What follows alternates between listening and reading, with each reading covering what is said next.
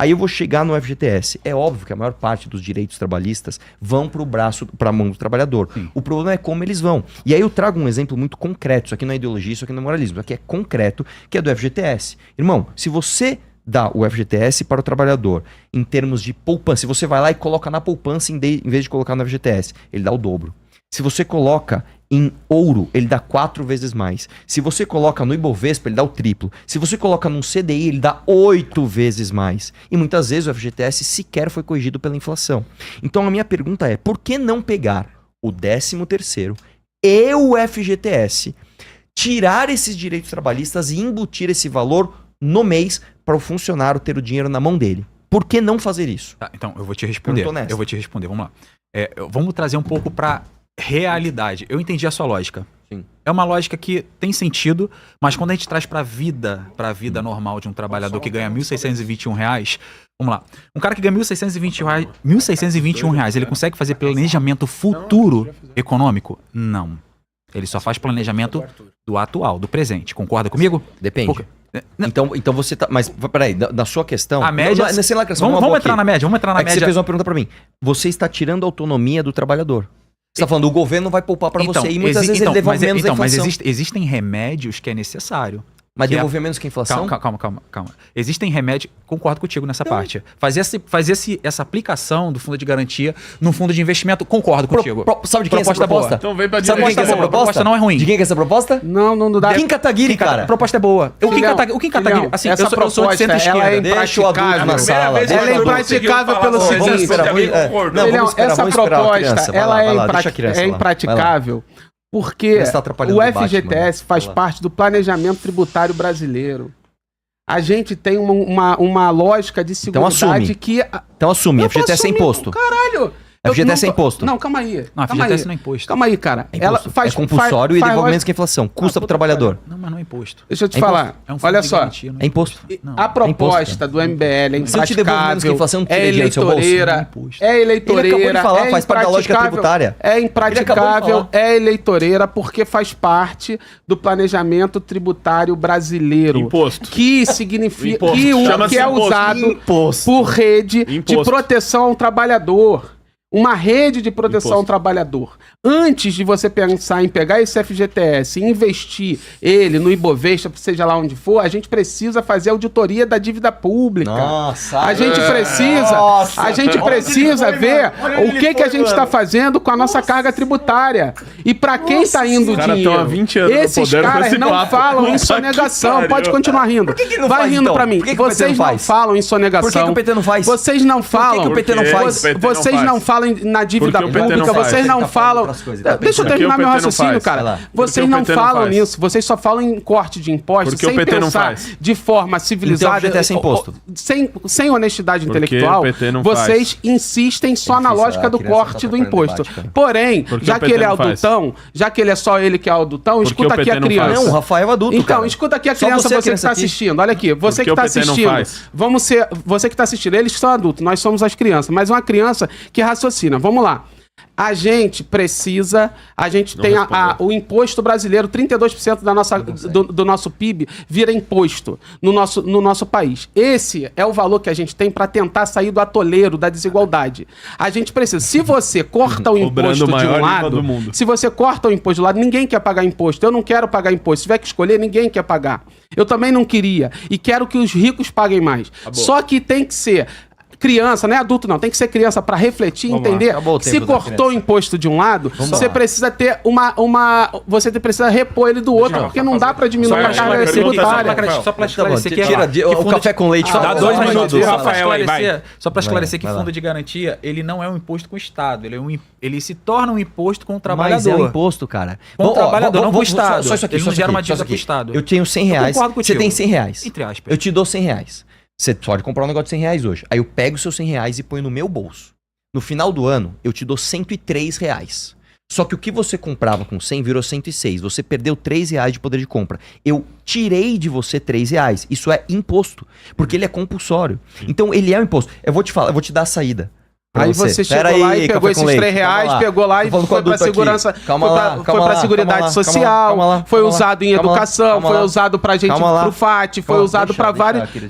Foi usado pra gente desenvolver o país. Esse dinheiro não foi investido no Ibovespa, mas foi usado para desenvolver o país. O que se você, dependendo do seu princípio e da sua realidade, é muito mais importante. Você quer seguir essa linha? Você quer seguir essa linha de raciocínio? Porque ela vai dar no óbvio. Ninguém quer pagar imposto. Só que, infelizmente, o imposto ele é necessário. E a gente precisa de uma política de seguridade social num país tão desigual como o nosso. E para isso a gente precisa usar, sim, o FGTS para a gente poder fazer essa política. Então, não tem jeito. Dá para a gente reformar de alguma forma o FGTS? Dá. Não nessa lógica de simplesmente achar que vai devolver para o trabalhador.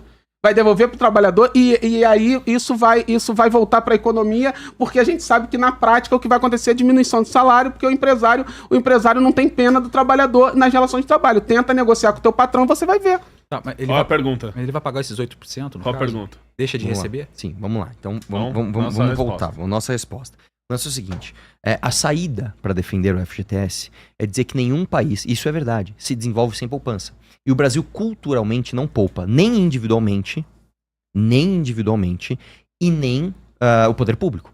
Nós somos um país pouco poupador. Por isso, inclusive, essa é uma das razões pelas quais os juros aqui é tão alto. Essa é uma das razões pelas quais o juro é tão alto. Tá? Quem dera a gente fizesse uma grande auditoria da dívida pública, a gente descobrisse que, nossa, não tem a dívida, ótimo.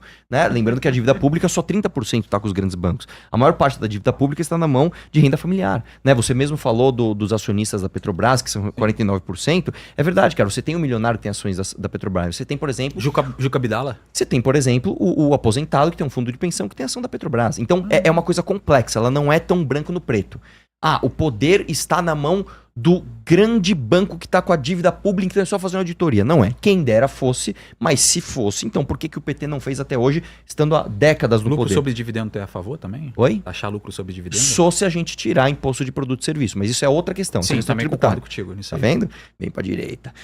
Você é de direita, mas isso não, aí que você se engana. Isso é uma política progressista. O quê? Taxa renda? Exatamente. É uma política progressista. Você tem que ir para a esquerda, mas eu sou a favor de flat taxation, tá? E desencadear, tá? Isso é política da esquerda, desencadear a cadeia produtiva, o imposto na cadeia produtiva. O que acontece? A ideia é o seguinte, é manter a carga tributária nos 32% sobre o PIB, você mantém ali, mas você muda a dinâmica. Isso muda tudo. Isso muda tudo. Mas eu vou voltar numa coisa antes, que eu tô falando. A gente tem um problema microeconômico no Brasil. A gente complica muito as relações. A gente tem um monte de isenção fiscal, a gente tem um contencioso tributário de 70% do PIB. Nenhum país do mundo tem isso. E é por isso que a gente bateu o maior IVA de todos. Exatamente. Nós temos uma série de problemas. Agora, o lance é o seguinte, onde eu quero focar aqui, que talvez seja a nossa divergência. Quem é que tá desburocratizando os impostos? Deixa eu só voltar. Quem é que está tentando desburocratizar os impostos? Calma, deixa eu só voltar. Quem é que criou o IVA? Café com leite. Se não o Haddad.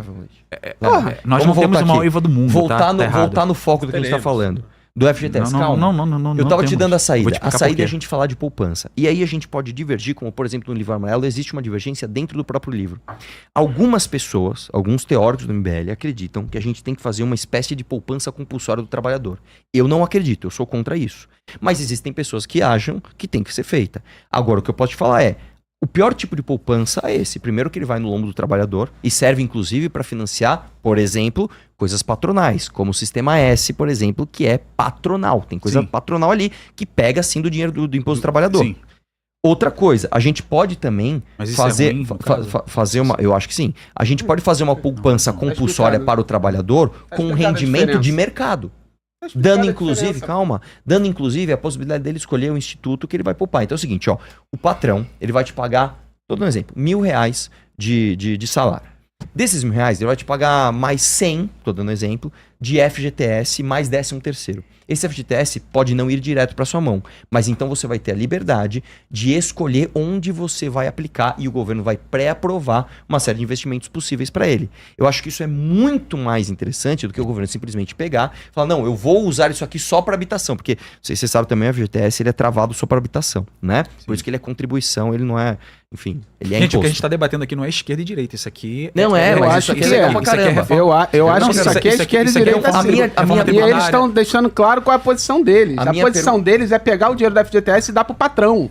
Enquanto que a nossa posição é pegar o FGTS para dar seguridade social. A gente quer que o trabalhador seja escravo e não receba um centavo e morra trabalhando. Não, vai pro patrão dessa forma. Faz um desenho de um cavalo. Faz aí, pô. Deixa eu voltar aqui para você. Então, quiser. A minha pergunta para você é uma pergunta honesta. Qual é a sua crítica a essa proposta, por exemplo, da gente pegar... Tem uma galera que acha que tem que fazer a poupança compulsória, mas a gente investir em outras coisas que não... um programa habitacional, que é só habitacional do governo? Essa é a minha pergunta honesta para você. Então, eu vou falar como pré-candidato a deputado federal, como pré-candidato. Esse tipo de proposta, eu já até falei isso internamente, que propostas boas que vierem para a minha mão, independente de ser oposição, eu vou votar a favor. Eu vou votar a favor. Independente, mas foi fulano, é nosso... Eu vou votar a favor. Eu já deixei isso claro. Porque essa proposta não é ruim. Eu preciso só analisar ela, estudar um pouco sobre ela para entender. Claro, porque os efeitos colaterais, né? O Cleitinho da direita, ele também é um pouco assim, ele tá sendo meio assim também. Mas enfim, o problema é o seguinte, Arthur. Eu queria só falar na questão do IVA, que o Renato falou que o Brasil tem o maior IVA do mundo. Vamos lá. Né? Terá. Só pra te explicar. O nosso IVA hoje ele é de 28%. É 28%? Só me corrige aí. É 28%? Mais, né, que isso. Pouco, acho que vai dar 32. Vai dar 32. Não. E o maior 32 a 36. E o maior que tem é da Hungria, que é 27. Tá. Tá, mas enfim, só pra te explicar rapidinho.